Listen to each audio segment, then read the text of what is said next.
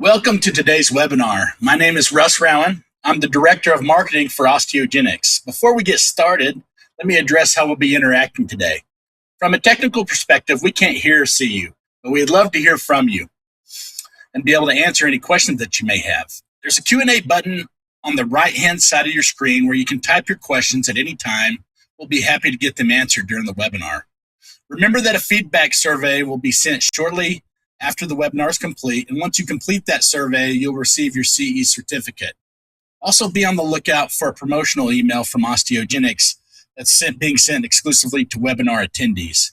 I also want to make everybody aware that's on this webinar that this is the first of 2 webinars that Dr. Saltz is doing with Osteogenics. Please mark your calendars to be at the second webinar, which is going to be at the same time on Thursday, July 16th. So it'll be at the same time of the evening, so 7 p.m. Central Standard Time, 8 p.m. Eastern.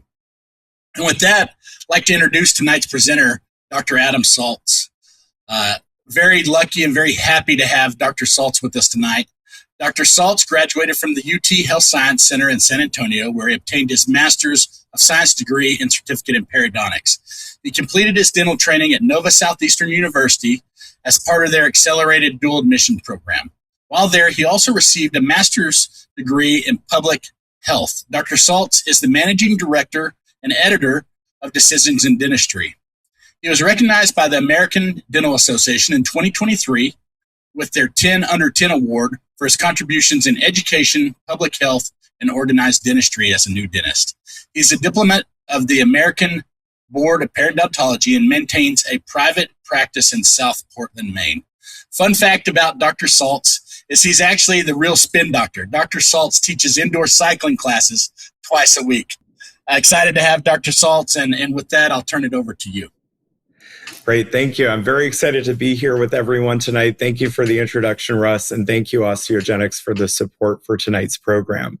I put up my handle there on Instagram, and as Russ said, I do teach spin on the side, so if you ever want to see any embarrassing videos of me, please feel free to follow me on Instagram and see how we do things at the Spin Studio here in Maine.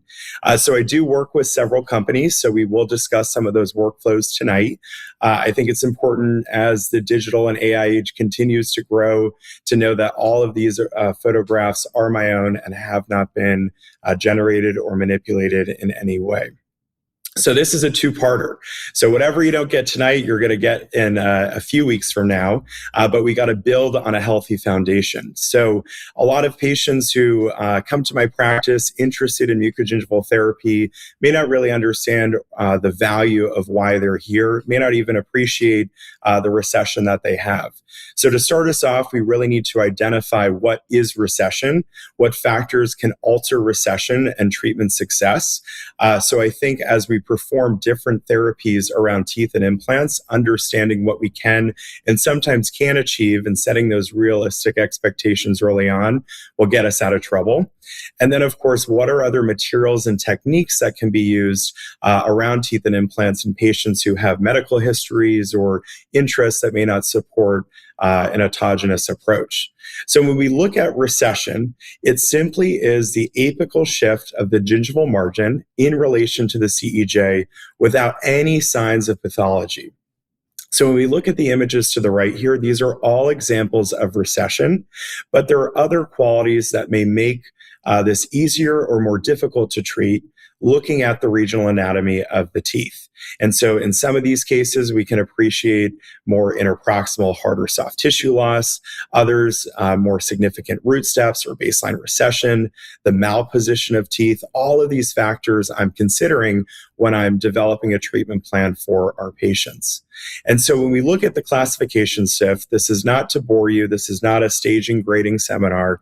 It's important to recognize that the reason we've developed this new classification is because of the materials and techniques that are available today. When we consider the old Miller classification, you'll notice the word bone. No bone or the lack of bone. And that really has to do with the approach of simply using what's called a free gingival graft or free soft tissue autograft. And we know that while we can achieve root coverage with that procedure, the primary goal of that is to thicken the zone of the attached tissues around teeth or implants. With this newer classification, we're really looking at the amount of interproximal attachment and whether we have it or don't, and what we can achieve with certain materials and techniques around teeth and implants. So when we consider different patients and the risk factors for treating them, one first thing to consider is their phenotype. So phenotype is a newer term. So instead of saying biologic width, if you're still using that, I would recommend you'd shift over to phenotype. Again, periodontists love getting together every 20 years or so, changing the way we classify things. And that's just one of the updates with the World Workshop. What that includes is not simply just the keratinized tissue and gingival thickness, but also the bone morphotype. So we joke that if you don't have a CBCT machine in your office and you're trying to identify whether or not the patient has a thin or thick phenotype, is to use the poor man's periodontal probe, right? So if I were to introduce that in the gingival sulcus and I can see that visibly through the sulcus, that patient would have a thin phenotype. There are two classifications with that. There's thin and then there's thick. And with thick, there's thick scalloped and there's thick flat. So as we move and change phenotypes, the treatment that's recommended may change. The expectations for the amount of root coverage may change. And all of this is critically important to discuss with your patients before surgery. So when they heal and may not get the full amount of coverage that was expected, it's not an excuse as to why it wasn't achieved. It's an understanding. So when we look at the etiologies of recession, we know that over time there's a lateral and apical migration of the sulcus interproximally. So as we get older, we can envision our 70, 80-year-old patients who come in who have that circumferential hard and soft tissue loss 360 degrees around their teeth. And that's just through normal kind of wear and tear over time, because as the tissues atrophy interproximally, we lose some of that oxygenation, and as a result, some of that healthier blood supply that sustain those tissues. There's really four categories as to how we can get recession.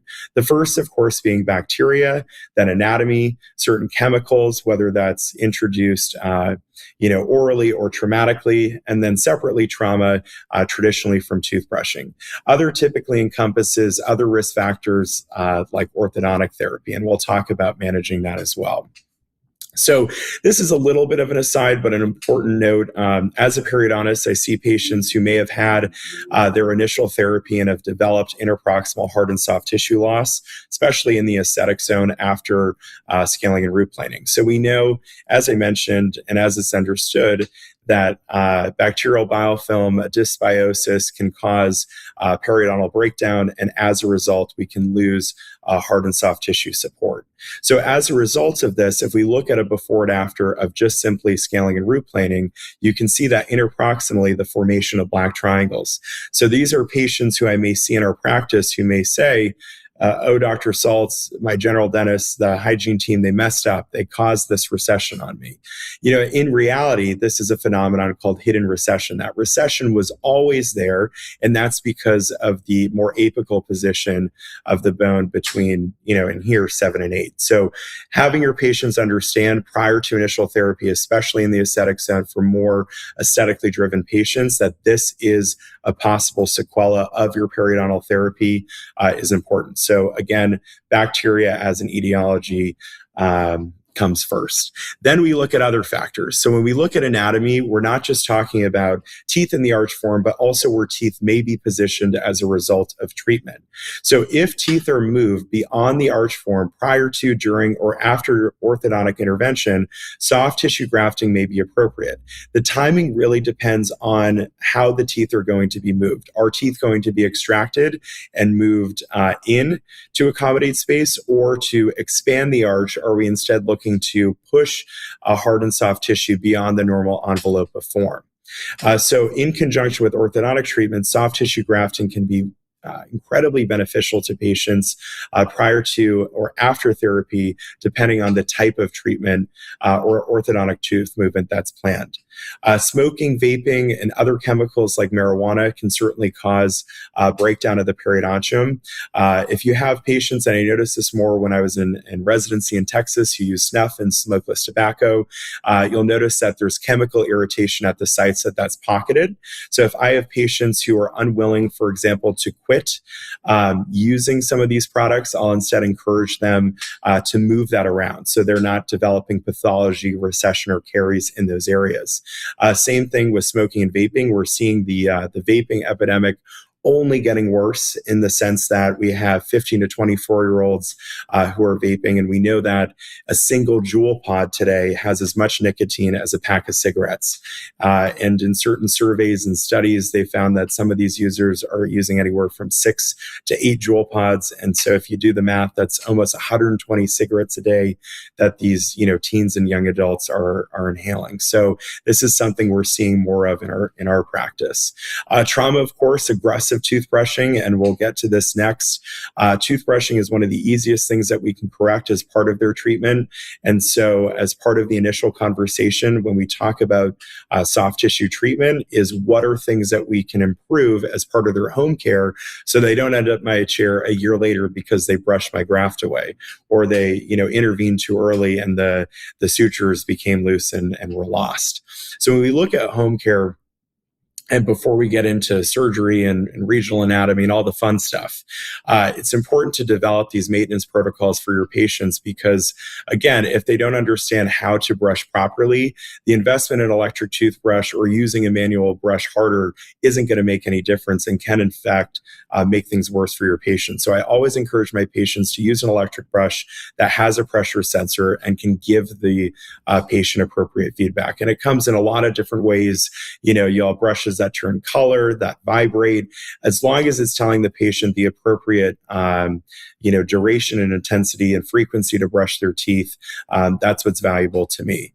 Last little note about home care, again, before diving in, is the use of toothpaste. We can consider, some of our home care regimens as like the medication a physician would prescribe a patient.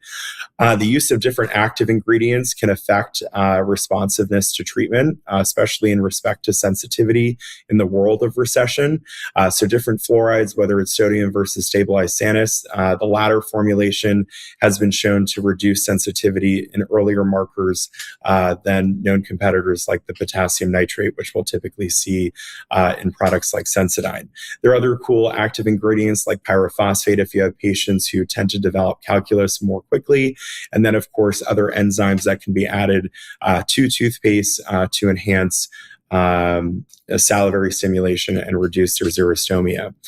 So if you're interested in learning more specifically about some of these studies, I linked one of the ones that was more recently done in the Journal of Perio. And this is, again, looking at the use of stannous fluoride toothpaste in reducing sensitivity faster than some of the other types of toothpaste and ingredients that have traditionally or historically been noted for that. So when we eventually get to treating our patients, right? So we have the background, we know why this happens. What do we really need in terms of keratinized tissue? Is there truly a minimum amount of tissue necessary? And it really comes down to, can the patient comfortably maintain this? We look at the image on the left. This is more of that thick, flat phenotype where we're looking instead to maybe resect some of that hard and soft tissue because that patient actually has longer teeth that are hidden through altered passive eruption, versus the patient on our right who has very thin tissue, who has a high frenum pull, loss of interproximal attachment. And a lot of these studies herald back to earlier studies done on dental students in the 60s and 70s who were instructed not to brush, not to floss for 3 weeks. What happened to them? The obvious, they developed more gingivitis, and that was all reversible when they resumed their home care. But what they found with that is those patients who had less than 2 millimeters of attached tissue, which were typically found anyway around the mandibular premolars and canines, were more likely to have inflammation in areas where that tissue was thinner. So when we have areas of thinner tissue, we may also see a compromise of tooth structure. And, it lends the question, do we graft, do we restore, do we do both? And it really depends on the severity of the restorative defect. Is the root step so deep that it cannot predictably be grafted? When we think about soft tissue surgery, it all comes down to blood supply. So if I have to have wound healing cells travel across a larger avascular area, it's going to be much more difficult to achieve root coverage and maintain the graft as that heals. The shape of the cervical lesion and the extent of root reshaping needed is also important, because if I have a root that's very prominent, but I have a root canal space that is close to that extremity, and I try to reduce that, I may be into the pulp space, and I may have an unwarranted root canal on my hands that could have been avoided. So understanding, how soft tissue deformities work with restorations is important in the interdisciplinary treatment of our patients. A lot of times I'll get referrals for patients who come in who are told by the referral team that they've, have occlusion issues that have created their recession, when in reality, there is no scientific evidence that relates occlusal trauma, traumatic occlusal forces to recession. What we tend to instead see is that there's a breakdown right at the cervical area where the root surface and the crown meet. Is you have a loss of cervical substructure. And that over time, as we lose the contouring of our CEJ, we may also get recession on top of that. So sometimes it's dual part.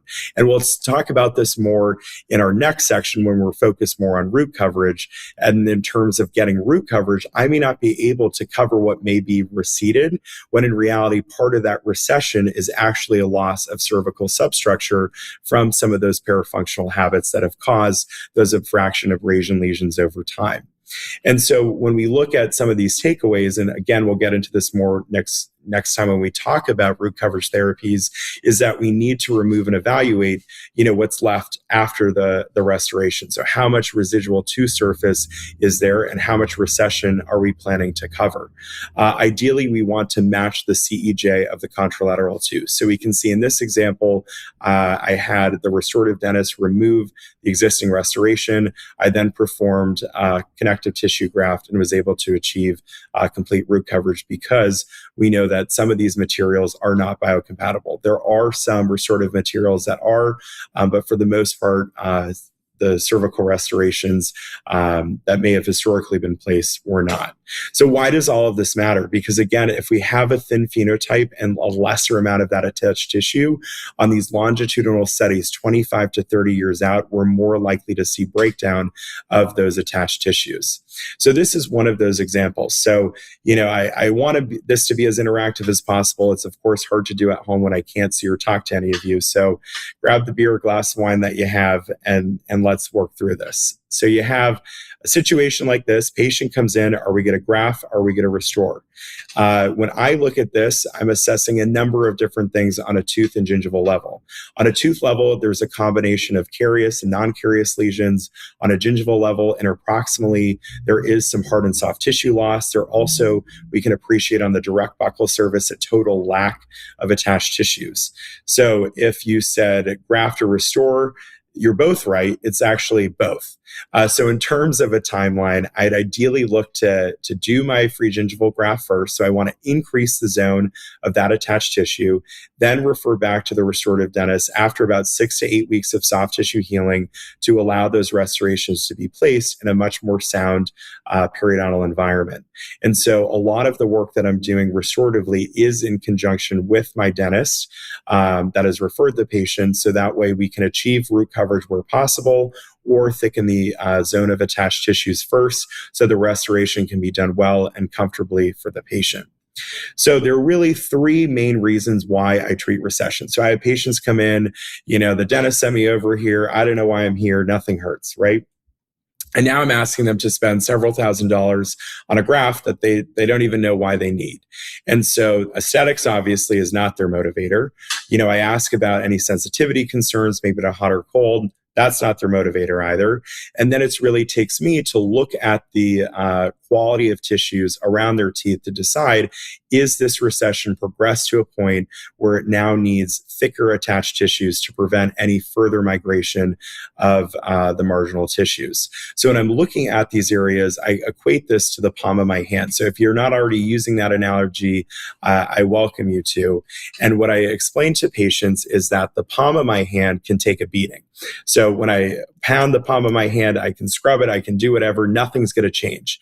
The back of my hand, however, is that thin, more elastic tissue, and that's the quality of tissue that I'm trying to achieve with these grafting procedures. So that way, if we can imagine I'm scrubbing the back of my hand for 2 minutes a day, it's going to be uncomfortable, it's going to ulcerate. That's what we're doing when we brush our teeth. And that's what's happening when we have patients who have that thinner zone of attached tissue. Of course, orthodontic treatment is going to motivate us if we're performing any type arch expansion. So what type of graft does a patient need? Anytime we're looking to increase the zone of attached keratinized tissues, we can look to perform a free soft tissue autograft, also called a free gingival graft, or a xenograft. So a lot of cool materials, techniques, and biologics that are available today to make these procedures easier for our patients. And also in some of those who had medical histories that we normally turn away, now possible for them as well. And again, next week, we'll talk about all of the different things that encompass root coverage. If you're interested in all about kind of getting into those workflows, this is actually a paper that my hygienist and I put together. It's kind of a nice little cheat sheet as you go through that to identify, are we trying to increase tissue or are we trying to cover any root or implant surface that's exposed? So if you have any questions about some of those workflows as we're getting into next, I welcome you to refer back to this here. So when we're looking at tissue augmentation, which is the focus of tonight, again, we're trying to increase the zone of that attached tissue. So it's an environment that's inflammation-free, that's comfortable for the patient, and that's going to support optimal oral hygiene. What's really amazing in patients, especially with poor oral hygiene, if I were to go ahead and never see the patient again, we know in longitudinal studies that these patients are going to have lesser tissue changes in those areas that were grafted, even if they never come back for a maintenance visit. And we can see that, in these next couple studies here. This is that study I referenced earlier in the early 70s, where they took a poor group of those dental students and had them not brush their teeth for a few weeks. And we saw those changes. Of course, in areas where we have lesser attached tissue, we're more likely to see tissue changes and inflammation over time. As I just mentioned, those with poor oral hygiene or those we know that are going to be less compliant, it's going to be easier to maintain those sites. And it makes sense. As I just gave you with that hand analogy, it's much easier to brush the palm of your hand than it is the back of your hand. So if we thicken that zone of attached tissue, we're doing a functional benefit for our patients. So when we look at harvesting this tissue, because it has to come from somewhere, it comes from traditionally the hard palate, also can be from the tuberosity, a little bit more difficult from an access standpoint if we're considering what's called a free gingival graft, because that includes the top 2 layers of tissue. And this is a large graft. I mean, I'm not always taking about 5 centimeters of tissue from the roof of my patient's mouth, but I do have some patients who are motivated to have these procedures done all as part of one visit. So when we're looking at this, I need to understand regional anatomy. So I know that the tissue is going to be thickest in the maxillary canine premolar area and thinnest as I get over the palatal root. And this is more important when we consider a connective tissue graft, because if I'm trying to harvest a connective tissue graft over that palatal root, I may notice that I have lesser tissue to work with in that area. So it's important that we consider that as we prepare our donor sites. The genetic code is always imprinted in the connective tissue. So that's why, regardless of where you move this tissue in the mouth, they've even done this extraorally, it will still grow to form keratinized tissue, which is, pretty amazing for the human body. And this is one of those examples of a large graft that was performed on this patient. This is only 6 weeks post-op. We can appreciate a very wide zone of attached tissues that have formed post-surgery. So we can now see this patient a few years follow-up, the maintenance and the thickness of that zone of tissue. This patient was initially referred to me for extractions of his remaining lower teeth. He was not interested in having that done. I also did not think it was necessary for him to have that done. He simply needed thicker attached tissues. And the nice thing is, we know that these teeth are otherwise periodontally compromised. When he is ready to pursue implant therapy, I have now created a healthier foundation for him to have that done. So it's not done all as part of one, overwhelming treatment plan for our patients. So I'm planting the seed in the future when I'm doing these soft tissue procedures. I had a patient this afternoon who has, some relatively hopeless lower anteriors. And I explained to her, why am I selecting these 4 teeth, even though all of your other lower teeth are receded? Because you're probably going to lose those teeth sooner than later. And if we thicken those zone of tissues now, when we move to implant therapy, we'll have more freedom to work with, and we'll have less a concern for a soft tissue deficiency around our implants. When we consider our harvest site, as I just mentioned, the tissue is thicker around those canine premolar teeth, but we also have to consider the shape of the palate. So a shallower, deeper vault really just has to do with the position of the neurovascular bundle relative to the CEJ of the adjacent teeth. The shallower the vault, the more cautious I have to be in my harvest, because I can't move that far away from the CEJs on the paddle aspect, because I may run into a problem in terms of hemorrhage or postoperative paresthesia. To help our patients feel more comfortable postoperatively, we always take an impression for a palatal stent. There are newer materials that are being used. I'm slowly starting to use them in our practice that help with, doing that chair side, like Elemental. But for right now, we have a good relationship with one of our orthodontists who make all of these for us. So as part of our initial consult for these patients, we're taking that impression. We're going ahead and sending that impression off to the orthodontist. They fabricate a plastic stent that covers the roof of their mouth. So as they're healing for the first 2 days, I encourage them to wear that around the clock. So historically, I would manage my wounds with what's called Axil. It's a hemostatic agent that lays directly over the wound site. I have since transitioned over to using a synthetic collagen, call a plug or a plug, call a tape, whatever you want to call it, another hemostatic agent that you can simply wet with normal saline, compress into the site, and then suture. So I am just more comfortable using non-resorbable sutures like Cytoplast on the roof of the mouth, just so that way I can ensure I can sleep at night just as well as my patients. I'm not going to get the middle of the night phone call that my patient's bleeding from the roof of their mouth. Another thing that you'll see in the right image is the Paracryl. So that's a tissue adhesive that's also been placed on the roof of the mouth there. Palatal areas will heal at different rates depending on different patient backgrounds. So we can see 2 weeks post-op in a healthy patient, normal maturation of the tissues from both sides. In a diabetic patient, a little bit slower. So you can see some areas of sloughing or tissue necrosis. But, everyone heals eventually over time, right? Some just a little bit slower. And so we can see in that otherwise healthy patient, 6 weeks, you can't even see where the graft was initially harvested from. So graft thickness is important pending what we're trying to achieve. If we have an area that's really deficient, I'm really trying to bulk out that zone of attached tissue, I may want to use a thicker graft. The only concern is that we really, really need to have complete immobilization. It's very easy in these thick grafts because you're trying to suture in a larger piece of tissue that it's going to rotate. So we need to make sure through our suturing techniques that it's nicely compressed to the area that we're planning to graft. Thinner grafts I typically use as part of more aesthetic procedures because it blends better, but it does have greater secondary shrinkage. If we're trying to achieve root coverage, it's important to make sure that we extend our initial recipient bed over a couple, teeth or so, just so that way we're not going to have sloughing of the graft directly over the exposed root surface. So we know that we need about 20% of the graft over the avascular area and the remaining 80 over vascular supply.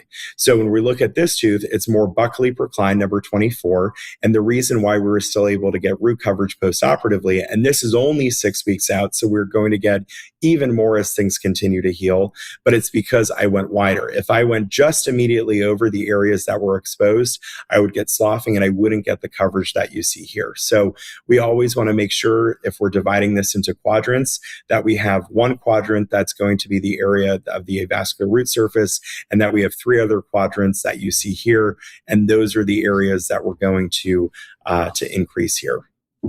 So as part of healing, I don't want my patients to see it because they'll get grossed out. They'll look at it. I'll get a phone call. It's infected. It's inflamed. I'll get pictures of this. So I'll typically use a periodontal dressing like Copac over my graft site. It's very normal for things to look like this 5 to 7 days out. This is one of those photos because it's dead tissue that has to come alive again, right? So again, and this is what I tell patients, it's dead tissue that has to come alive, right? So as soon as I resect that tissue from the roof of the mouth, it loses its blood supply. And when I replace that in the recipient site, it now has to form, those new blood vessels into the donor site. And so as part of tissue healing, it does take time for that to heal over the course of a couple weeks. And here we are about 2 weeks later. This is the same area, except now we have that pinker hue forming, less of that immature granulation tissue. And over time, we'll see something called creeping attachment. So creeping attachment is a phenomenon that happens when we have a bridging of that blood supply from adjacent sources. And so we can see in a patient who was stopped mid-ortho, was concerned about, the development of recession on 24-25. We performed a free gingival graft to thicken the zone of attached tissues. And then we see a few weeks thereafter, things continue to mature, but 6 months thereafter from where we started, near complete root coverage.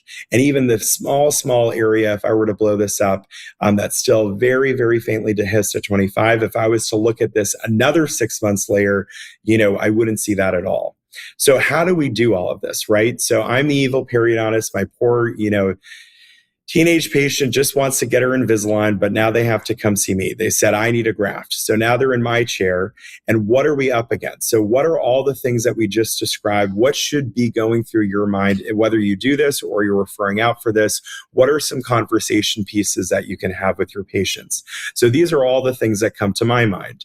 One is that we have obviously baseline recession and a complete lack of attached tissue around the most receded tooth, but we also have high frenum pull between 24-25, a general lack of attached tissue in the lower anterior teeth from 23 to 26. Yes, there are some occlusal issues that you'll see here. Again, we talked about, that is not a contributing etiology, but even still, that has more to do with the fact that the tooth is in the wrong position, right? That tooth is more buccally proclined. So over time, it's more likely going to recede. And that's why there's more recession over that area. So what's the first thing that I have to do? The first thing I have to do is prepare my recipient bed. So as part of the recipient bed preparation, again, I want to make sure, especially in the area that's most exposed, I am going far enough laterally and apically to cover the root surface that's exposed, and then also get enough vascular supply in and around the adjacent teeth as to not create a residual dehiscence. There are certain adjuncts that can be used, like root modifiers. I will typically, especially if the root is more prominent, use a high-speed burr to reduce the root convexity. I'll do this around implants. I did today. I had to graft around an implant that was a little more buccally malpositioned in the 24 site. So I used a high-speed burr and special burr kit to go ahead and reduce and polish some of the convexities of the implant. And again, what is that doing? It is bringing in all of that exposed root surface or implant surface, and it's allowing the blood supply to better come across. There are other agents that can be used like citric acid or these EDTA acidic gels, and all of these things just help prepare the root surface to better adhere to the attached tissues or other growth factors that may be used as part of your grafting sequence. So we can see here in this little before and after is that as I'm moving through, the root surface has now been prepared, it's brought in, so it's less convex, so I'm more likely to get adherence of the attached tissue. I hate to ruin sushi for you, but I often think about, whether I'm preparing a piece of chicken or I'm filleting, a piece of sashimi. The difference in the left and middle photos here is the amount of adipose tissue. So I have less less fatty tissue, which means that the graft is now even across. So I'm then going to hydrate this in enamel matrix derivative. This is again going to help in the early adherence of the tissues. It's also going to limit some of the plaque formation and promote early cematogenesis as well. So all of these things are helpful to us as part of our workflow because we want to make sure the graft is the appropriate thickness, the appropriate shape, and also the appropriate extent. So we're going to get good root coverage outcomes in a procedure that is traditionally reserved to just increase that zone of attached tissue.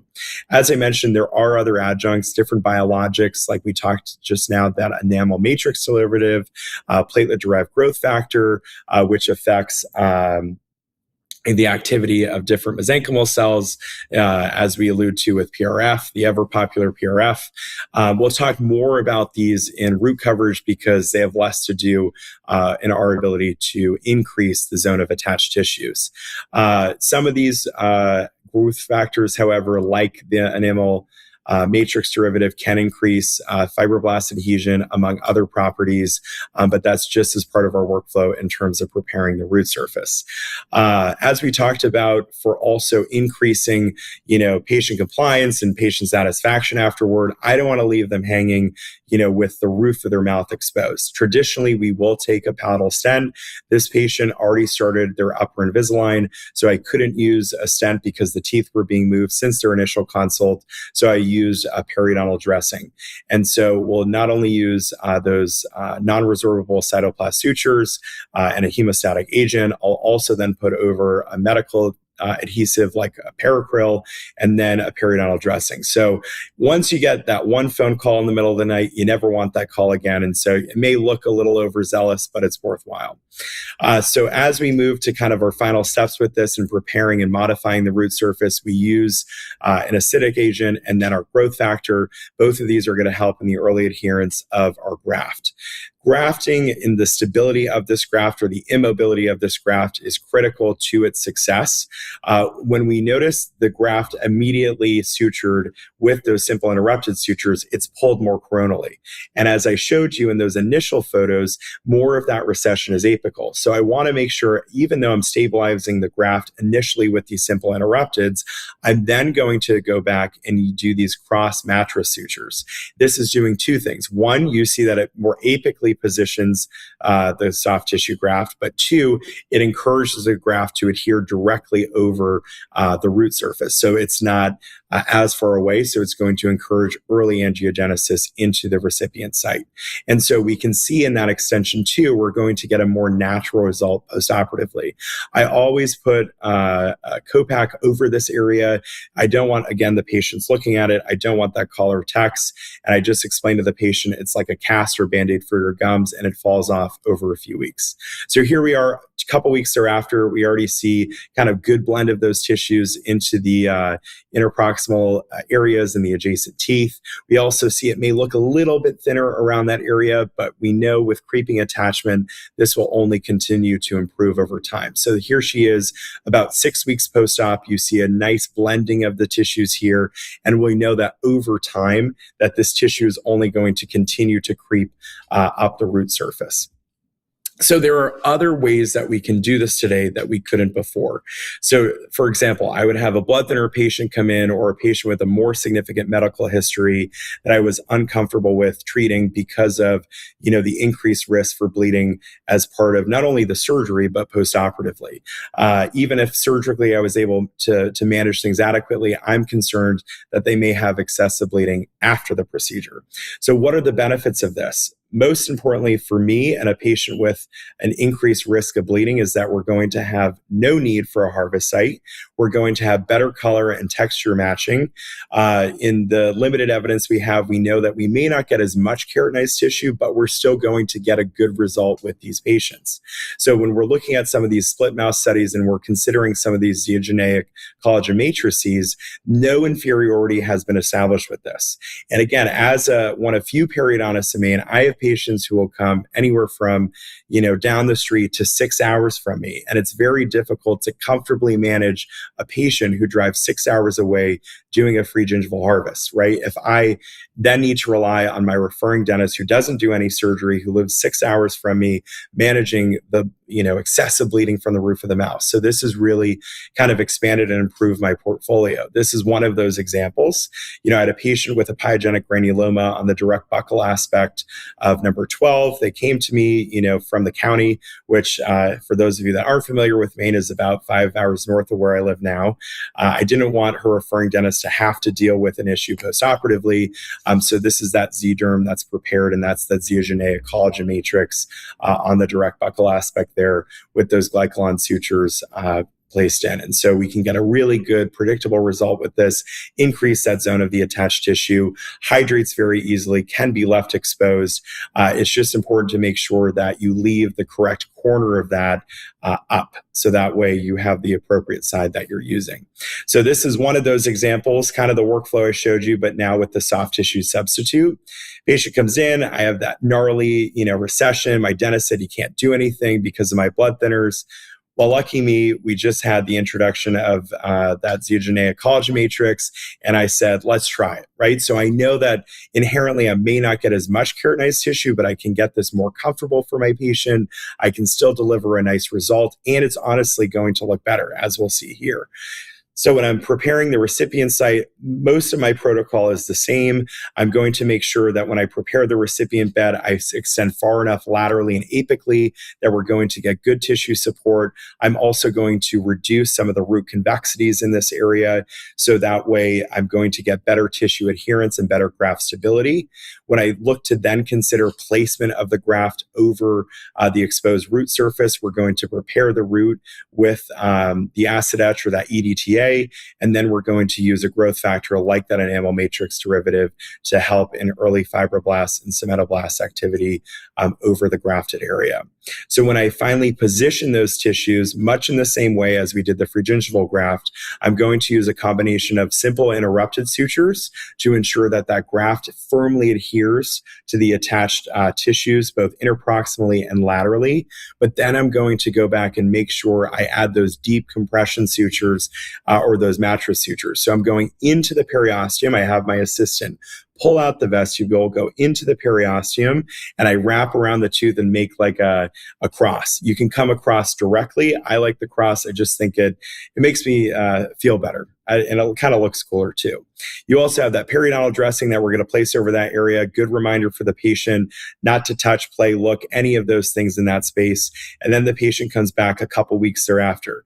We already can appreciate an improvement in this area, an increased zone of the attached tissue, so that frenum pull is no longer there. We can also see really nice blending of the tissues and approximately really nice hue of the colors only a couple weeks thereafter as well. And for this patient, we did not have to go to the roof of the mouth. He had no issues postoperatively. I wasn't worried about, getting the phone call, the liver clot formed on his hard palate. We avoid a lot of those medical issues that we'd see in our patients who are otherwise compromised. I also sometimes am concerned with my patients who are on anti-resorptive drugs. Even though some of these procedures, unlike an extraction, have a lesser degree of aronge, I still am manipulating hard and soft tissues to a degree and less work that I have to do, but I can still deliver, an equitable result for my patient. It's a win for everyone. So here we are a few weeks thereafter.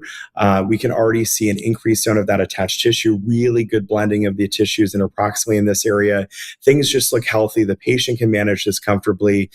This is, again, only 6 weeks out. So the nice thing, as you saw in those earlier photos, if I followed this for a few years, it's only going to get thicker. The root surface is only going to be more covered over time. So a lot of good value adds when we can't use a traditional autogenous approach.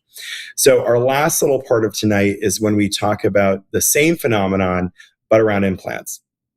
Different ball game because it's a different periodontal or now a peri-implant apparatus. The biggest difference between teethed implants, we all know there's no periodontal ligament, but also the insertion of those fibers and the type of fibers that attach around an implant are also not the same. So we have circular fibers that are present, and instead of attaching perpendicularly into the implant surface, it's more like a hug where it wraps around the implant. And that's why if we're really trying to improve the quality of attached tissue around an implant, we have to look at things like a free gingival graft, like a xenograft, as I described, that can increase that fibrous attachment, and not a connective tissue graft or alternative, because we're trying to recreate that vascularity and that fibrous attachment that otherwise may not be there. So when we look at that peri-implant mucosa, what I'm really considering is that tissue attachment immediately around that implant collar.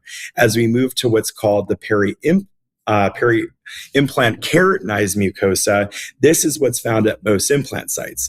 This is the same way that you would call keratinized tissue, except because it's around implants, it's called keratinized mucosa. This is just another annoying thing periodontists do. It's the same thing, it's just around implants. So call it a keratinized mucosa. We consider grafting around an implant that has a soft tissue deficiency from a free gingival graft or xenograft standpoint if the patient is uncomfortable brushing. So obviously, if there are aesthetic concerns, if we can see metal show through of any exposed implant parts, but really if we have discomfort when brushing over those areas, because we know that plaque is the strongest risk indicator of peri-implant disease. And if a patient can't adequately maintain their implants, they're more likely to develop that kind of breakdown. And we can't wrongly extrapolate, the studies that were done on these poor dental students in the 70s on teeth, now are on implants, right? So the amount of tissue and how well the patient can maintain them is important. And that's one of those examples. So we can see in the right image here that this patient has a pretty significant lack of those attached tissues around their teeth and around the implant. So she came into her practice. She's concerned about the zone of attached tissue around the teeth, around the implant. She also doesn't like the way the metal shows around the implant. She's having discomfort, brushing. She's noticing more of that sensitivity. What are ways that we can improve this? Again, we can't do that with a connective approach or, any of those other substitutes in that same lane, because we're trying to recreate that fibrous attachment that isn't now present. So in addition to lacking that periodontal ligament, they also lack that fibrous attachment. So we want to ensure that we increase that zone of attached tissue with the free gingival graft. And where I'm already in the area, I'm going to instead try to increase that zone of attached tissue around the adjacent teeth and around the implant as well. So I think the free gingival graft gets a bad rap, and same with some of the alternatives, and that it can't achieve root coverage. You've seen in all of these cases that even in 6 weeks out, we'll have root coverage from these procedures. This is only, again, 6 weeks out from this, and we have, near complete coverage of these areas. This does not reform a pocket. I think there's sometimes I'll get confusion. Well, now you've added all this attached tissue. Now I'm going to have, a 4 or 5 millimeter pocket in the area that you just covered. No, because again, we're having a reintroduction, a reanastomosis of those attached tissues into the surrounding teeth and implant there. So I think it gets an unfortunate stigma. We probably do about 5 or 6 of these a day in our practice in respect to those free gingival grafts. And so, repetition is important in terms of, honing your surgical technique, but also developing workflows and outcomes for your patients that are going to be predictable. I'll never promise a patient that I'm going to get complete root coverage. Even in this example here, it's fortunate that we're able to get such a good result so early, but never, promise a patient root coverage when you're considering these more foundational approaches like a free gingival graft or like that xenogeneic collagen matrix that I used as well. So what are our takeaways from tonight before I pass it back to Russ for some Q&A? This surgery is not just for aesthetics, it's really foundational. So, the 3 main goals or outcomes is we're trying to improve aesthetics, sensitivity, but also minimize any recurrence of recession over time. I want these areas to be more comfortable for patients to maintain, to be more stable for any soft tissue changes over time. The timing of this is important as well. If the patient is pursuing orthodontic treatment, if we're planning any type arch expansion, I want to make sure that I perform those grafts ahead of their work. If we're instead looking to bring the teeth back into the arch form, I may look to do that thereafter. Peri-implant tissues are not the same, so we can't treat them the same way. We need to be that much more intensive and more technique sensitive in terms of grafting protocols. So with that, some Q&A here. Again, if you want to follow me on Instagram for some from spin content or ask me a question offline, I welcome you to, and I thank you again, Osteogenics, for your support for tonight's program. Thank you, Dr. Saltz. That was fantastic, and makes me look forward to the second part coming up in 3 weeks. But great information. Appreciate it.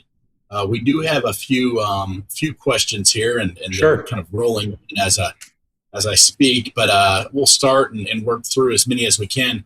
So, does the Copac and the periodontal dressing that you're using, does it slow down wound healing? No. So it doesn't slow down wound healing. If anything, it is a directive for patients to stay away from those areas. It's like my laundry list of things when I tell people don't eat, brush, touch, look, play. It actually, I think, psychologically promotes better healing for patients because they're less likely to play, touch, or manipulate that area. And any type compression, so sometimes once the pack is removed, you may notice that the tissues may look a little more compressed. They may not have that same hue or vascularity. Give it a few days and that'll return. So it may look initially off-putting once it's removed, or there may be more of a discoloration, but over time it doesn't make a difference. Fantastic. What would you say in your practice, percentage of cases that you're using, that you're doing autogenous versus using some type of a substitute like C-derm? Yeah, so Mainers are a different breed. So, they have less a concern if I'm going to their hard palate. So I'd say 85% I'm doing autogenous, and the other 15 I'm starting to do more non-autogenous. Gotcha. And if you asked me even a year ago, I would have said I'm doing almost everything autogenous. So okay. The materials that are available now have made me feel a lot more comfortable moving in that direction because I'm seeing a lot of good results and happy patients. So great. Do you have any handling tips for someone using Z-derm for the first time?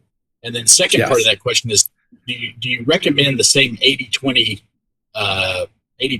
blood supply with that you do with autogenous with an alternative?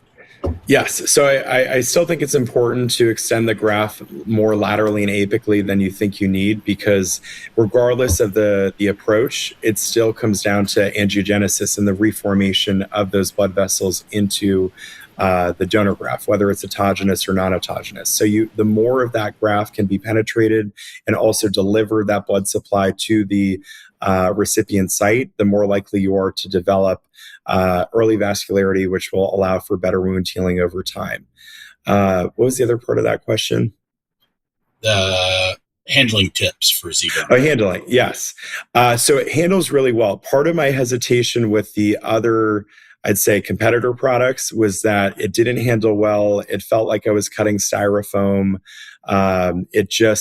It didn't feel good in my hands. Whereas this, it's actually a very sturdy material. I would just say to make sure that you have the upper left corner up, and that's what's the side that's going on. So I'll actually have my assistant put we did when we first started. Now we kind of have a spot on our surgical tray, like a little marker. So I know if I were to trim this and I were to place it relative to that dot, that's the side that needs to stay up, because it does make a difference in terms of what side you are using. So that would be my little tip with that, but it's really, really easy to handle. And that's why I've liked it so much. Great. You talked about this, and I think this question came in before you got to this part of your presentation, but it's a question we get a lot, and maybe I think you reiterating kind of your philosophy behind it would be good. But how do you approach your decision making in approach to these cases, and maybe even protocols that you're using when we're talking about these cases around teeth versus around implants? Yeah. So again, biologically, the implant does not have that same tissue support that a tooth does. So because the implant does not have a periodontal ligament with those fibers that are perpendicularly attached, that's why the implant is also not as adaptive. Teeth can be mobile, implants can't be mobile. And so in the same way, the fibers that are around the implant insert in a circular, weaker fashion. And so, it's more sensitive to bacterial breakdown, metallosis, a phenomenon of different things.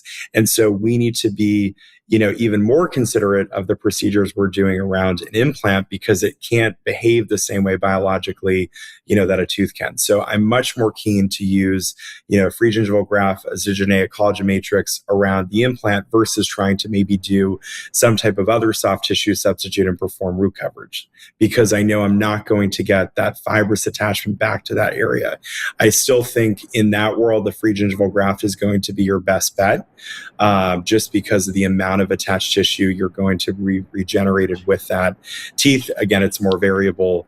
And, with the materials that are available today in the non-autogenous lane, we're getting equally good results and happier patients because you're not going to the roof of their mouth.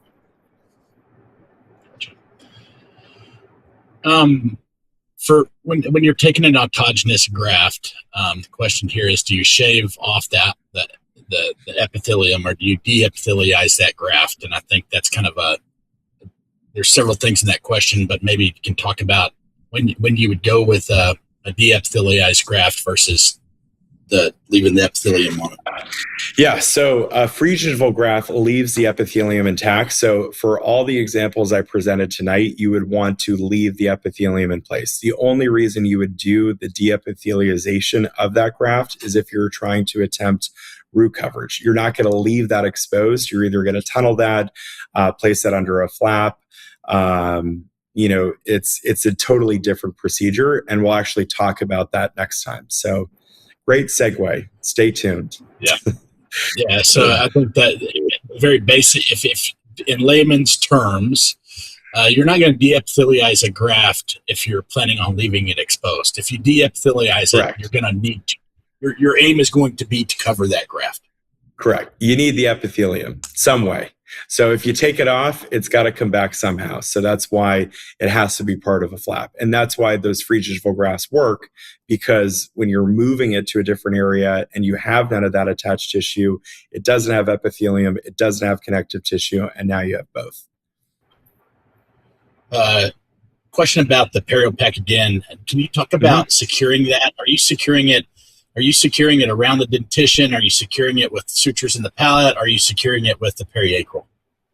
Yeah, so I will, on the roof of the mouth, always try to have a palatal stent available. If for whatever reason it doesn't fit, or the patient is having trouble wearing it because of a gag reflex, I'll put the putty on, maybe a tooth over on both sides on the donor site, and I'll make sure that as I'm placing it, it's manipulable. Sometimes I think if it's too hard, it's very difficult and you'll actually disturb the clot that you just formed.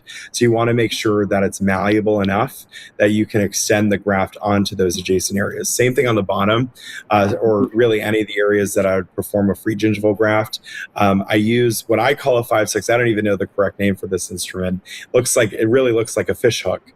And what I use, and you could probably just use a scaler, is interproximally, I'll sometimes even take my fingernail with a glove and I'll just go in and just kind of reinsert that in between. So pinkies up to that. Awesome. Yeah. Awesome. Yeah. Well, that is all the questions we have for now. And also we're pretty much at time. So everything's working out perfectly here. So once again, Dr. Saltz, I want to thank you for spending time with us tonight. And look forward to having you back in 3 weeks and building on what we learned about tonight. So thanks again. For the audience, just want to reiterate that you will be getting a survey emailed to you once we log off here. Please fill out that survey. That'll generate, kind of put the wheels in motion to get your CE certificate, and also be looking for that promotional email. And please join us Thursday, July 16th at the same time, 7 Central, 8 Eastern for part 2 of Dr. Saltz's series. With that, we'll log off. Once again, thanks, everyone. Thank you, guys.